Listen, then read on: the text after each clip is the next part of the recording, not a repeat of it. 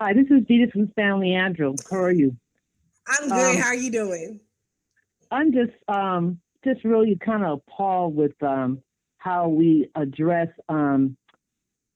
this campaign in terms of whether or not we're trying to move toward more progressive Hmm. thinking and how we message our get our message out. If we don't have use certain words and stick to it and be cohesive in how we get our message out instead of having either kind of be balanced like just what the guy just was talking about as far as the media, how the indifference and balance and how they focused on Trump. Trump didn't just appear through the media, did just make him. This is a history of how the Republican Party has enacted how their policy and what their thinking is and their think tanks and so forth has been doing. Hmm. And the same thing with Hillary Clinton and the DNC. They've been practicing this same behavior of money and power Yeah. and using that to hold over certain candidates like the Black Caucus, different taking money from corporation and acting what they want to do. Just like when you look at Haiti, I watched a documentary on Haiti, and that was just I had to Hmm. go back and think about just to look at the how foreign policy when we were talking about foreign policy last week on Ben show, and you look at Haiti and look at Libya. You look at Yeah. the Brazil, the Spanish countries. America, they go in and call them. We use the word call them dictators. But Hmm. just like in Haiti, they had a fair election, and what happened is the United States didn't want that because it came up from the ground up from the people. He was interested in working, fixing issues to deal with the people that didn't have the money, have the jobs and what's the prestige, Right. and they didn't like that, and that's what America, United States, has been doing around all these different countries. They don't. They want to keep the suppressed of the poor down. And even the educated, just to uphold what they want to do is take the grab for their land and use terrorism as a way to go in. And the same thing with Russia. It just amazes me how all of a sudden now Russia can go in there and do. Hillary's been setting this up. The DNC. If you look at how she did with the the leaks with the leaks. All of a sudden now it's Russia. Donald Trump. It's just a pure setup. It's a game, and we're not paying attention to it deep enough. We're not connecting the dots. It's a I it's, agree it's with a you. And program. I think everyone should actually check out because I think to that point, there's a really good piece in The Root today by Kirsten West Valley with vice presidential candidate Ajamu Baraka with the Green Party, basically talking about that. The title is Green Party VP nominee Ajamu Baraka. We must disrupt our relationship to the Democratic Party, and I absolutely agree with that. Like one of the quotes that I pulled out. By the attention being focused on Trump, we are missing the fact that there is a political realignment taking place where significant elements on the right are in the process of coalescing with the right wing of the Democratic Party to form a new kind of political formation. And I really do think that when we're talking about how we engage in changing our language and approach and discourse is absolutely correct. I do think that there is a large portion of people, and we'll see to what degree this works in terms of actual turnout come 3 weeks from tonight.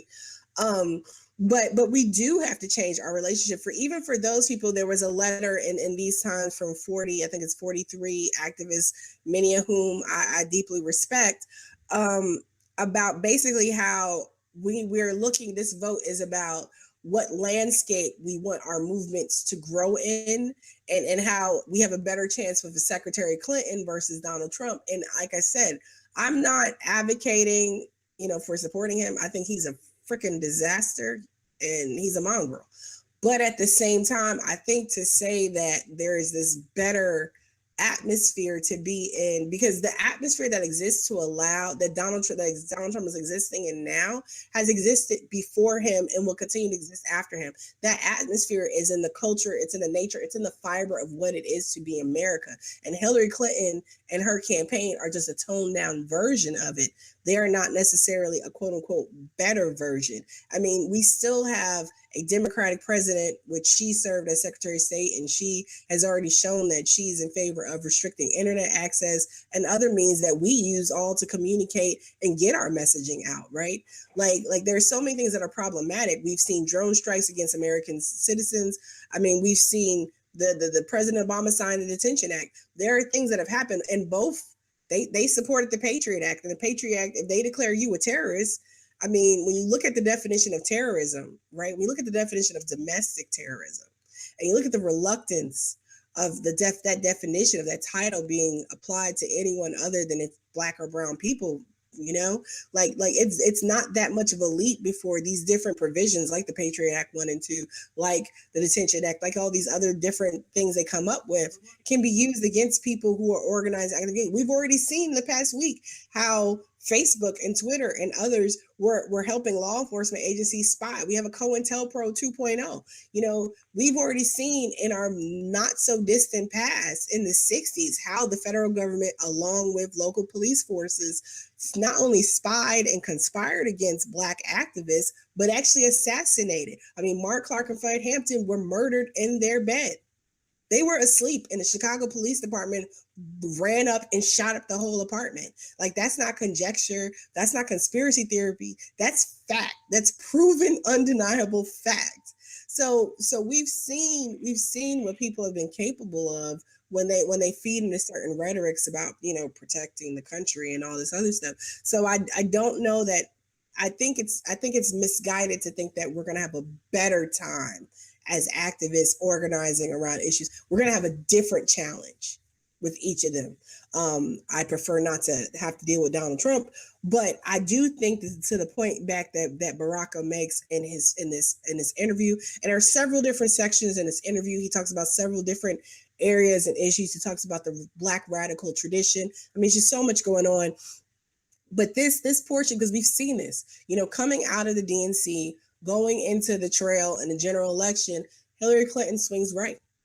You know, some people say, well, she was always right. Well, it's a very clear swing right? They've been constantly touting. There are even Republican bundlers and other people who have been fundraising for her. Like, it's kind of wild seeing this happen. And we're cheering for people. Oh, not we, you know, the euphemistic we as in Democrats are cheering like, oh, so-and-so supporting her. Oh, the Bush family. Oh, this.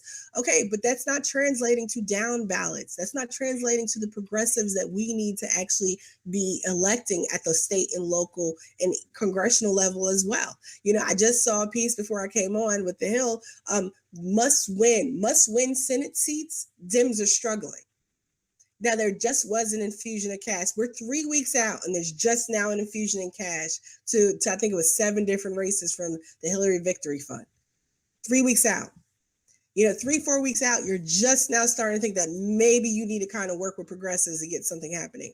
You know, I don't care how much you talk to Move On or whatever other organization, but at the same time, there's something really amiss happening in the way they've been going about, you know, this election cycle. And it's hubris. Hubris is a downfall. And if this election does not work out the way the Dems think it should, it's because of hubris. It's because of a failure to adapt and adjust to the changing times. And it's just I mean, lip service and all that jazz. You know, today, vice presidential candidate Tim Kaine was in Detroit talking about poverty. And you know, I was reading some of the remarks, whatever, and I'm like, okay, some of this sounds, you know, kind of good. It still misses a lot of elements and stuff, but at the same time, you know, some of it sounded a little too war and poverty rhetoric, which we've already known has been a failed effort. I'm sure there'll be some new welfare reform bill down the line, which will make us all roll our eyes and want to choke somebody. But let's look at one of the things they listed as there are 3 different areas for anti-poverty measures, and one of those areas included language about gun control and universal background checks. What the hell does that have to do with poverty? Like, I'm really trying to understand, how is that an anti-poverty measure, universal background checks? I can't eat. Like, universal background checks ain't going to feed me. that's not going to make sure my kids are going to a decent school. Like I just feel like they just throw stuff in there anywhere because they just want to get points. And that's one thing that sticks out as me is why, to quote Wednesday Addams and the second Addams family, you know, when she's talking to Sarah Miller, she's like, we can't break bread with you. She's like, you know, you're so beautiful. Your hair is like the golden sun and this, that, and the other. And you're so nice, but we can't break bread with you. That's how I feel right now. But I do think everyone should definitely check out that Root article. I tweeted it out earlier. I'll tweet it out again when we're done.